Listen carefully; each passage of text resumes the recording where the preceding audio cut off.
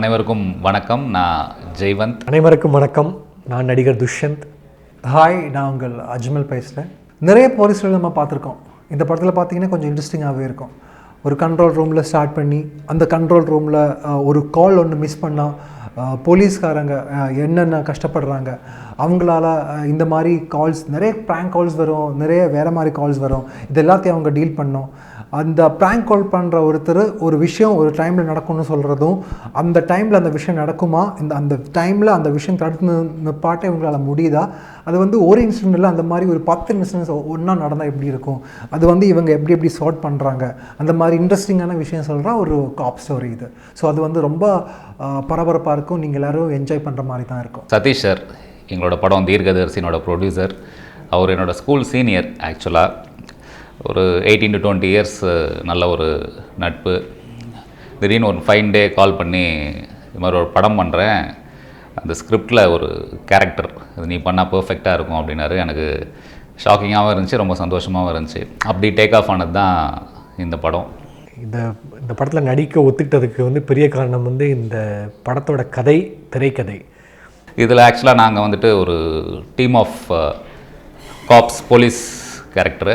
நார்மலாக தமிழ் சினிமாவில் police script அப்படின் போது ஒரு டிஃபால்ட்டாக அந்த போலீஸ் ஸ்டேஷன், அந்த செட்டப்ஸ் அது மாதிரி இருக்கும். அதுலேருந்து எங்கள் படம் எப்படி மாறுபட்டிருக்குன்னா, இது முழுக்க கண்ட்ரோல் ரூமில் நடக்கிற ஒரு சுவாரஸ்யமான ஒரு விஷயம். இவர் தான் ஹீரோன்னு சொல்ல முடியாது, எல்லாமே இம்பார்ட்டன்ட் கேரக்டர்ஸ். நான் ப்ளே பண்ணுற கேரக்டராக இருக்கட்டும் சரி, அஜ்மல் ப்ளே பண்ணுற கேரக்டராக இருக்கட்டும் சரி, ஜெய்வந்த் ப்ளே பண்ணுற கேரக்டராக இருக்கட்டும் சரி, ஸ்ரீமந்த் சார் கேரக்டராக சரி, சத்யராஜ் சார் கேரக்டராக சரி, எல்லாமே முக்கியமான கேரக்டர்ஸ். ஒரு கேரக்டருக்கும் ஒரு ப்ராப்பர் கேரக்டர் ஆர்க் கொடுத்துருக்காங்க இந்த கதையில். ஸ்டார்டிங்லேருந்து எண்டு வரைக்கும் இந்த கேரக்டர் இப்படி இருக்கும், அவங்க க்ரோத் இப்படின்னு டைரக்டர்ஸ் சுந்தரன் மோகன் சாரும் சரி, ப்ரொடியூசர் சதீஷ் சாரும் சரி, கரெக்டாக எங்கள் எல்லாத்துக்கும் அதை சொல்லி, இதுதான் ஒரு பெரிய ரீசன் நாங்கள் எல்லாமே அந்த கதை பண்ண ஒத்துக்கிட்டது.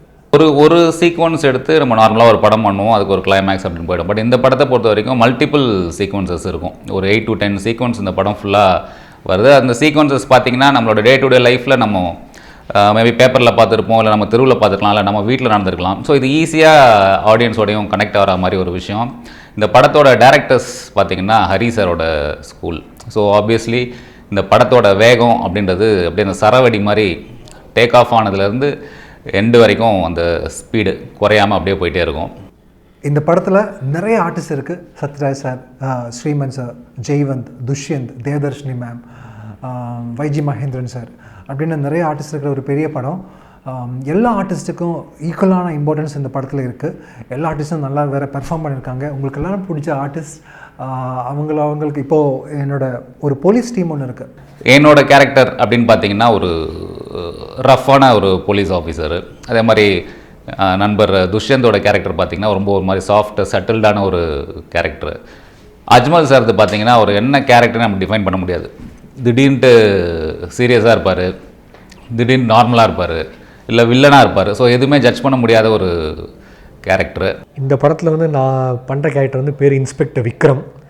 எப்படி கேரக்டர்னால் ஒரு விஷயத்தையும் ரொம்ப நிதானமாக யோசித்து பிளான் பண்ணி, ஆனால் ஒரு கிளவராக ஒரு ப்ரில்லியண்ட்டாக எக்ஸிக்யூட் பண்ணுற ஒரு போலீஸ் ஆஃபீஸர். ஸோ டைலாக்ஸ் ஜாஸ்தி இருக்காது, பேசினா கம்மியாக பேச கேரக்டர். ஆனால் எக்ஸ்ப்ரெஷன்ஸ் நிறையா இருக்கும். நிற்கிற விதம், நடக்கிற விதம், அப்படி திரும்பி பார்க்குற விதம், ஒன்றுமே டிஃப்ரென்ஸாக இருக்கும். ஸோ இந்த ப்ரீஃப் தான் எனக்கு கொடுத்தாங்க டைரக்டர்ஸும் சரி, ப்ரொடியூசர்ஸும் சரி, இப்படி தான் அந்த கேரக்டர் இருக்கணும்னு கொடுத்தாங்க. ஸோ அது ஒரு இன்ட்ரெஸ்டிங்காக இருந்துச்சு, ஒரு சேலஞ்சிங்காக இருந்துச்சு எனக்கு. ஸோ அதை நான் I have done my best for that. நான் என்னோடய கேரக்டரைசேஷன் வேறு மாதிரி இருக்கும். ஜெய்வந்த் பார்த்திங்கன்னா ரொம்ப ஆங்க்ரி யங் மேன். துஷ்யந்தோட ரோல் பார்த்திங்கன்னா அவர் ரொம்ப கிளவராக யோசித்து பண்ண ஆள். அர்ஜுனன் பார்த்திங்கன்னா அவங்க எல்லாத்தையும் சொதப்பிடுவாங்க. அவர் ஐடி, ஆனால் கரெக்டாக எண்டில் கரெக்டாக எல்லாத்தையும் ஜாயின் பண்ணி கொடுப்பாங்க. இது எல்லாமே இருக்கிற ஒரு கேரக்டர் தான் ஸ்ரீமந்த் சாரோட கேரக்டர். அவரோட கேரக்டர் பார்த்திங்கன்னா அவர் ரொம்ப ஃபன்னியாகவும் இருக்கும், அவர் ரொம்ப கிளவராகவும் இருக்கும். அவர் பண்ணுற விஷயங்கள் ரொம்ப இன்ட்ரெஸ்டிங்காக இருக்கும் இந்த படத்தில். இது எனக்கு அஜ்மல் சார் சொன்னது. எனக்கு நான் இதில் படத்தில் ஒரு சீக்வன்ஸ் இருக்கும், ஒரு மர்டர் சீன் போய் இன்வெஸ்டிகேட் பண்ணும். ஸோ அதில் எனக்கு கொடுத்த ப்ரீஃப் என்னென்னா நீங்கள் வந்து பேசக்கூடாது. உங்கள் மைண்டில் வந்து நீங்கள் வந்து இந்த க்ரைம் சீன் இப்படி தான் நடந்திருக்கும்னு நீங்கள் பார்ப்பீங்க. அதை வந்து விஷுவலில் காமிப்பாங்க. பட் அது நீங்கள் பேசாமல் அது வந்து உங்கள் ஃபேஸில் அந்த எக்ஸ்ப்ரெஷன் தெரியணும், நீங்கள் பேசுகிற மாதிரி இருக்கணும் அப்படின்னு டைரக்டர்ஸும் ப்ரொடியூசரும் சொன்னாங்க. ஸோ நான் போய் அந்த சீன் பண்ணிகிட்டு இருக்கும்போது அவங்க வந்து ஒரு மாதிரி நீங்கள் இப்படி திரும்பி இப்படி பாருங்கள், இப்படி நில்லுங்க அப்படிலாம் சொன்னாங்க. ஸோ இந்த சீன் நடந்துகிட்டு இருக்கும்போது அவர் அஜ்மலும் இருந்தார். அவர் வந்து மானிட்டரில் உட்காந்து பார்த்துட்டு இருந்தார். அப்போ வந்து டைரக்டர்ஸ் 2 பேரும் வந்து அதை பார்த்து வந்து அப்படியே சிவாஜி சார் பண்ணுற மாதிரியே இருக்குது அப்படின்னு சொன்னாங்க. அது வந்து எனக்கு அப்புறம் லேட்டரான அஜ்மல் சார் சொன்னார். அது வந்து எனக்கு ஒரு பெரிய அன்ஃபர்கெட்டபிள் மூமெண்ட். ஏன்னா வந்து அவர் எங்கள் தாத்தா கூட அவர் சாயல் வந்திருக்குன்னு சொன்னது எனக்கு ஒரு பெரிய பெருமை. அது சத்யராஜ் சார் இந்த படத்தில் ஒரு ரொம்ப இம்பார்ட்டண்ட் ரோல் பண்ணியிருக்காரு. அது இந்த படத்துக்கு மிகப்பெரிய ஒரு மைலேஜ் கொடுத்துருக்கு. ஸோ என்டையராக ஓவராலாக இந்த படம் அப்படின்னு பார்க்கும்போது நிச்சயமாக உங்களை வந்துட்டு எந்த விதத்துலையும் ஏமாற்றாத ஒரு தரமான திரைப்படமாக இருக்கும். இந்த படத்தோட டைரக்டர்ஸ் பார்த்தீங்கன்னா ஹரி சாரோட அசோசியேட்ஸ் மோகன் சார் அண்ட் சுந்தர் சார். மோகன் சாரோட கதை அது வந்து எலாபரேட் பண்ணி எங்களுக்கு அந்த ஸ்க்ரீன் பிளே அதெல்லாம் ஆர்டர்லாம் ரெடி பண்ணி கொடுத்த எங்களோட ப்ரொடியூசர் தான். சுந்தர் சார் தான் இந்த படத்தை எக்ஸிக்யூட்டிவ் பண்ணாங்க. அவரோட கெமிஸ்ட்ரி ரொம்ப சூப்பராக இருந்துச்சு. அந்த கெமிஸ்ட்ரினால தான் இந்த படம் இவ்வளோ நல்லா வந்திருக்குங்கிற நம்பிக்கை தான் எனக்கு இருக்குது. இந்த படத்தில் வந்து சத்யராஜ் சார் நடித்த படத்தில் நான் நடித்தது வந்து எனக்கு ஒரு பெரிய பெருமையாக நினைக்கிறேன். ஆனால் இந்த படத்தில் வந்து எங்களுக்கு வந்து சீக்வன்ஸ் இருக்குது. ஆனால் வந்து நாங்கள் வந்து பிஹைண்ட் த கேமரா இருப்போம் அவர் சத்யராஜ் சார் சீனில் இருக்கும்போது. ஆனால் ஒரு த்ரூ அவுட்டாக என்னோட முதல் சீனே இன்ட்ராக்ஷன் வந்து சத்யராஜ் சாரோட தான் இருக்கும். ஆனால் வந்து அஜ்மல் சார் தான் வந்து he share screen space with sir. ஆனால் இந்த படத்தில் எல்லா மெயின் கேரக்டர்ஸ் கூடயும் சத்யராஜ் சார் இன்ட்ராக்ட் பண்ணியிருப்பார். அதுதான் இந்த கதையோட பியூட்டி. இந்த படத்தோட ஸ்கிரிப்டை வந்து கேட்கும்போது எனக்கு ரொம்ப இன்ட்ரெஸ்டிங்காக தெரிஞ்சிச்சு. தீர்க்கதரிசினா வந்து நடக்கிற விஷயத்த முன்கூட்டி சொல்கிறவர் தான் தீர்க்கதரிசி. படத்தில் ஒரு 8 to 12 இன்சிடென்ட்ஸ் ஒன்று இருக்கும். அந்த எல்லா இன்சிடென்ட்ஸும் பார்த்திங்கன்னா சமீப காலத்தில் தமிழ்நாட்டில் இருந்த உண்மையான சம்பவங்களாகவே இருக்கும். இந்த படம் கதையில் அப்படி தான். ஒரு போலீஸ் கண்ட்ரோல் ரூமுக்கு வந்து ஒரு ஃபோன் கால் வருது. ஒருத்தர் வந்து ஒரு விஷயம் சொல்கிறாரு, அது நடக்குது.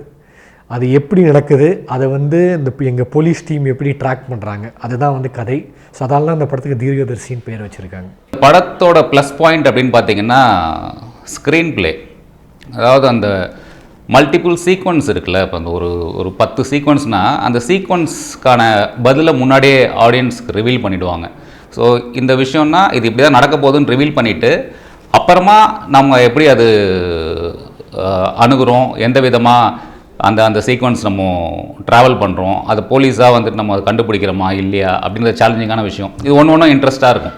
இப்போ நீங்கள் அந்த படம் பார்க்கும்போது நீங்கள் ரிலேட் பண்ணுவீங்க, இந்த சம்பவம் வந்து நான் அந்த இடத்துல நடந்தது தானே, இல்லாட்டி இந்த சம்பவத்தில் இருக்கிற அவர் வந்து அவரா, இல்லாட்டி இந்த சம்பவத்தில் இப்படி தான் நடந்துச்சா, அந்த மாதிரி நிறைய கேள்விகள் உங்களுக்குள்ளேயே வரும்.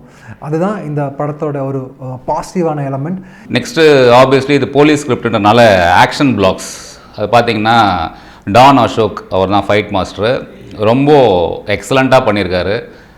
ஒரு இந்த கண்டெய்னர் யார்டில் ஒரு ஃபைட் பண்ணியிருக்கோம். அது ரொம்ப பிரம்மாண்டமாக பார்க்குறதுக்கு ஒரு வியப்பாக இல்லை கன் ஷாட்ஸ் இதெல்லாம் வச்சு பண்ணியிருக்காங்க. அது ரொம்ப ஒரு நல்ல ஒரு ஃபைட் சீக்வன்ஸாக வந்திருக்கு. இந்த படத்தில் வந்து ஒரு முக்கியமான விஷயம் என்ன சொன்னாங்க, நாங்கள் வந்து படம் ஸ்டார்டிங் எங்கள் ஃபர்ஸ்ட் ஷெட்யூலே வந்து நாங்கள் ஷூட் பண்ணது வந்து கிளைமேக்ஸ்.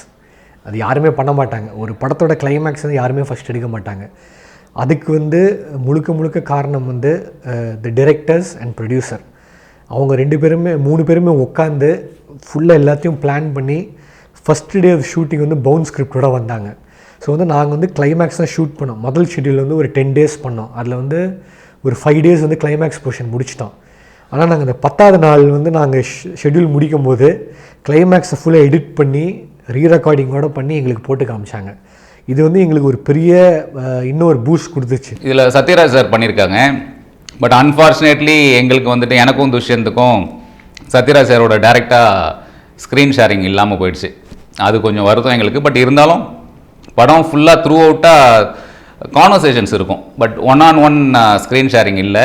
அது எங்கள் டீமோட லீட் அப்படின்னு பார்த்தீங்கன்னா அஜ்மல் சார், எங்களோட ஹையர் அஃபீஷியல், அவருக்கு அந்த ஒரு ஸ்பேஸ் இருந்துச்சு. சத்யராஜ் சாரை உங்களுக்கு எல்லாருக்கும் பிடிக்கிற மாதிரி எனக்கும் பிடிக்கும். அவர் கூட ஒர்க் பண்ணுங்கிறது என்னோட பெரிய ஆசை. ஸோ அவர் கூட ஒரு 4-5 நாள் தான் நான் ஒர்க் பண்ணேன். அந்த ஒர்க் பண்ணும்போது ரொம்ப சின்சியராக ஒரு குட்டி பையன் ஒரு புதுசாக ஒரு படத்தில் வந்து நடிக்கிறதுக்கு எப்படி வருவீங்களோ அப்படி தான் அவர் வந்தாங்க. அவர்கிட்ட இருந்து நிறைய விஷயங்கள் நம்ம கற்றுக்கிட்டே இருக்கலாம். ஒரு 4-5 நாள் தான் ஒர்க் பண்ணேன். ஒவ்வொரு நாளும் ஒவ்வொரு விஷயங்கள் நான் கற்றுக்கிட்டு தான் இருந்தேன். இன்னும் ஒரு 10 நாள் ஒர்க் பண்ணேன். இன்னும் ஒரு 10 புது விஷயங்கள் அவர்கிட்ட இருந்து அவரோட கேரக்டர் வந்து இந்த படத்தில் ரொம்ப முக்கியமான கேரக்டர். அவர் இல்லைன்னா இந்த படம் இல்லை. அவர் வந்து எங்களுக்கு கிடைச்ச வரம். அதுவும் நீங்கள் வந்து அவரோட ஓல்டு படங்கள் பார்க்குற ஆளுங்களுக்கு இந்த படத்தில் வந்து அவங்களோட அந்த ஓல்டு சத்யராஜ் சாரை பார்த்தா இந்த ஒரு ஞாபகம் வந்துடும். இந்த படத்தில் வந்து வைஜி மகேந்திரன் சாரும் ஒரு முக்கியமான கேரக்டர் பண்ணியிருக்காரு. அவர் வந்து நீங்கள் ஒர்க் பண்ணது பார்த்தீங்கன்னா ஒரு நாள் தான் ஒர்க் பண்ணார். ஆனால் அந்த கேரக்டர் வந்து கதையில் வந்து ஒரு முக்கியமான கேரக்டர். அகெயின் இந்த கதைக்கு ஒரு பெரிய ப்ளஸ் பாயிண்ட் அதுதான். கேரக்டர்ஸ் நிறைய பேர் இருக்காங்க. எல்லாமே வந்து ஒரு நாள் 2 நாள் வேலை பண்ணாலும் அந்த அவங்க கேரக்டர் அந்த அடுத்த சீனை கொண்டு போகிறதுக்கு ரொம்ப முக்கியத்துவமாக இருக்கும். தீர்க்கதரிசி படத்தோடைய இன்னொரு இம்பார்ட்டண்ட்டான ஒரு பில்லர்னு பார்த்தீங்கன்னா அந்த படத்தோட இசையமைப்பாளர் பாலா. அவருக்கு இது ஃபஸ்ட் ஃபிலிமு. அனிருத்தோட டீம்லேருந்து வந்திருக்கோம். ஒரு 3 சூப்பரான பாடல்கள் இந்த படத்தை கொடுத்துருக்கோம். அண்ட் இந்த படத்தோட இன்னொரு ஸ்பெஷாலிட்டி பார்த்தீங்கன்னா இதோட பேக்ரவுண்ட் ஸ்கோரிங் ஃபுல்லாக புடாபெஸ்ட் ஹங்கேரியில் போய் பண்ணியிருக்காங்க. ஏன்னா படம் டிமாண்ட் பண்ணுச்சு இது அந்த quality of music and background scoring. இந்த மியூசிக் பாயிண்ட் பார்த்திங்கன்னா இந்த படத்துக்கு மிகப்பெரிய ஒரு மைலேஜாக இருக்கும். It has come out extraordinary and very well.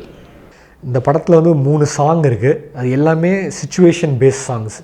So ஒரு சாங்கும் வித்தியாசமாக பண்ணியிருக்காரு. அண்ட் எஸ்பெஷலி பேக்ரவுண்ட் ஸ்கோர் வந்து கலக்கியிருக்காருங்க. அந்த நீங்கள் இந்த கிளைமேக்ஸ் டைமில் இல்லாட்டி ஈச் இந்த ஒரு சீன் அந்த ட்விஸ்ட் வரும்போது பார்க்கும்போதுலாம் வந்து பேக்ரவுண்ட் ஸ்கோர் சூப்பராக பண்ணியிருக்காரு. எனக்கு என்னோடய ஃபேவரேட் வந்து பார்த்திங்கன்னா இந்த படத்தோட அந்த தீர்க்கதர்ஷி தீம், அந்த மியூசிக் ரொம்ப செம்மையாக இருக்கும். அதோட வரிகள் ரொம்ப இன்ட்ரெஸ்டிங்காக இருக்கும். இந்த படத்தை பொறுத்த வரைக்கும் எல்லாமே வந்து ஒரு ரொம்ப பிளான்டாக நடந்துச்சு. ஸோ வந்து நாங்கள் யாருமே வந்து கஷ்டம்னது இல்லை. நாங்கள் வருவோம், இதுதான் சீன், இதுதான் டைலாக்னு வந்து சொல்லிவிடுவாங்க. நாங்கள் நடிச்சுட்டு அப்படியே போயிட்டுருப்போம். அண்ட் வந்து இந்த படத்தை பொறுத்த வரைக்கும் இதில் வந்து நிறைய நட்பு கிடச்சிச்சு. இந்த படத்தில் வந்து ரொம்ப க்ளோஸ் ஃப்ரெண்ட்ஸ். நாங்கள் வந்து ஒரு ஃபேமிலியாக எல்லாம் இருந்தோம். ஷூட்டிங் காலைல ஆரம்பிச்சதுலேருந்து லஞ்ச் பிரேக் வரைக்கும் டைமே இருக்காது பேசுகிறதுக்கு. இந்த கரெக்டாக அந்த 1 hour லஞ்ச் பிரேக்கில் வந்து நாங்களாம் உட்காந்து பயங்கரமாக ஜாலியாக ஸ்ரீமந்த் சார் வந்து சூப்பராக காமெடி பண்ணுவார், அர்ஜுன் காமெடி பண்ணுவார். நாங்களாம் ஜாலியாக உட்காந்து பேசிகிட்டு இருப்போம். ஷூட்டிங் முடிஞ்சதுக்கப்புறம் வந்து அஜ்மல் சார், நான், ஜெய்வந்த் நாங்களாம் வந்து அப்படியே வண்டி எடுத்துகிட்டு வெளில சுற்றுவோம். ஸோ ரொம்ப ஜாலியாக இருந்துச்சு இந்த படம் ஷூட்டிங் எங்களுக்கு. இந்த படத்தோடைய கேமராமேன் பற்றி நிச்சயமாக நம்ம சொல்லணும். அவர் இல்லைன்னா இந்த படம் இவ்வளோ ஸ்பீடாக நாங்கள் முடிச்சிருக்க முடியுமா அப்படின்றது நிச்சயமாக ஒரு கேள்விக்குறியாக தான் இருந்திருக்கும். என்னோடய நெருங்கிய நண்பர் லக்ஷ்மண், ஆப்வியஸ்லி உங்களுக்கு தெரிஞ்சிருக்கோம், வெண்ணிலா கபடி குழு மற்றும் பல படங்கள் பண்ணியிருக்காரு. அவர் ஒரு பெரிய ஒரு சப்போர்ட் இந்த படத்துக்கு. இந்த படத்தில் வந்து டெக்னீஷியன்ஸும் எங்களுக்கு ரொம்ப சூப்பராக அமைஞ்சிருக்குங்க. அண்ட் எஸ்பெஷலி வந்து எங்கள் கேமராமேன் லக்ஷ்மண், அவர் வந்து ஏற்கனவே நான் தயாரித்த மீன்குளம் மண்பானையம் படத்தில் வந்து கேமரா பண்ணியிருக்காரு அவர். ஸோ எனக்கு வந்து அந்த நல்ல ரிலேஷன்ஷிப் இருக்குது அவரோட. இந்த படத்துலையும் ரொம்ப நல்லா பண்ணியிருக்காரு. லாட் ஆஃப் ஹார்ட் ஒர்க் போட்டிருக்காரு. நீங்கள் அதை பார்க்கும்போது தெரியும் படத்தில். இந்த படம் ஒரு நாளும் என்ஜாய் பண்ணுதுங்க. ரொம்ப ஒரு ஏன் தயாரிப்பில் நான் நடித்த மாதிரி தான் ஃபீல் பண்ணேன் இந்த படத்தில். தயாரிப்பில் சதீஷ் சார் வந்து நல்ல ஒரு ஃபேமிலி ஃப்ரெண்டு. ஆனால் அப்படி பார்த்துக்கிட்டாங்க. ஏன்னா வந்து நாங்கள் எல்லாமே ரொம்ப ஜாலியாக இருந்தோம் செட்டில். ஸோ ஒரு நாளும் வந்து எங்களுக்கு வந்து ஒரு என்ஜாய்மெண்ட் தான். பண்ணுற வேலையும் என்ஜாய் பண்ணோம். வேலை முடிச்சதுக்கப்புறமும் நாங்கள் ஸ்பெண்ட் பண்ண டைம்லாம் ரொம்ப நல்லா இருந்துச்சு. இப்போ கேமராமேன் அவரோட மேக்கிங் சீக்வன்சஸ் பார்த்திங்கன்னா ஒரு என்டையர் இந்த ப்ராஜெக்ட்டுக்கே ஒரு பெரிய ஒரு சப்போர்ட்டிங் டெக்னீஷியன் அவர். ஏன்னா மல்டிபிள் கேமராஸ் வச்சு நம்ம அட் அ டைம் நம்ம ஷூட் பண்ணுற மாதிரி இருந்துச்சு. ஸ்டடி கேம் ஆகட்டும், நம்ம நார்மல் ரெகுலர் யூஸ் பண்ணுற கேம் ஆகட்டும், இல்லைனா இது மாதிரி பல விஷயங்கள் வந்துட்டு அவரோட என்டையர் டீமுக்கு வந்து இந்த டைமில் வந்துட்டு நான் மிகப்பெரிய ஒரு தேங்க்ஸ் சொல்லணும். ஏன்னா எங்கேயுமே எங்களை வந்துட்டு அந்த ஒரு கம்ஃபர்ட் ஜோன்லேயே வச்சு அழகாக ஷூட் பண்ணார். இந்த படத்தில் வந்து ஆக்டர்ஸ் இருக்காங்க. லைக் வந்து எனக்கும் சரி, ஜெய்வந்துக்கும் சரி, அஜ்மலுக்கும் சரி, எங்களுக்கு வந்து பேருன்னு இருக்குது. ஆனால் அது வந்து த்ரூ த படத்தில் வராது. ஒரு பர்டிகுலர் சுச்சுவேஷனுக்கு தேவைப்பட்டுச்சு, கதைக்கு தேவைப்பட்டுச்சு. ஸோ அதில் வந்துட்டு அவங்க அப்படியே போயிடுவாங்க. அதே மாதிரி வந்து தேவதர்ஷினி மேம் வந்து ஸ்ரீமான் சாருக்கு பேராக பண்ணியிருக்காங்க. அவங்க ஒரு முக்கியமான கேரக்டர் பண்ணியிருக்காங்க. அவங்க நம்ம மதுமிதா வந்து ஒரு முக்கியமான கேரக்டர் பண்ணியிருக்காங்க. ஸோ வந்து அண்ட் பூர்ணிமா பாக்யராஜ் மேடம் ஒரு முக்கியமான கேரக்டர் பண்ணியிருக்காங்க. ஸோ லேடி ஆர்டிஸ்ட் இருக்காங்க. ஆனால் யாரையுமே நீங்கள் ஹீரோன்னு சொல்ல முடியாது. எல்லாமே வந்து கதையில் வர கேரக்டர்ஸ். நாங்கள் எங்கள் தீர்க்கதரிசி படம் மே 5ஆம் தேதி ரிலீஸ் ஆகுது. எந்த விதத்துலையுமே இந்த திரைப்படம் ஆடியன்ஸை வந்துட்டு ஏமாத்தாது. ரொம்ப ஃபாஸ்ட் பேஸ்ட் த்ரில்லராக இருக்கும். அவங்க வந்து உக்காந்ததுலேருந்து படம் முடிகிற வரைக்கும் டைம் போகிறதே அவங்களுக்கு தெரியாது.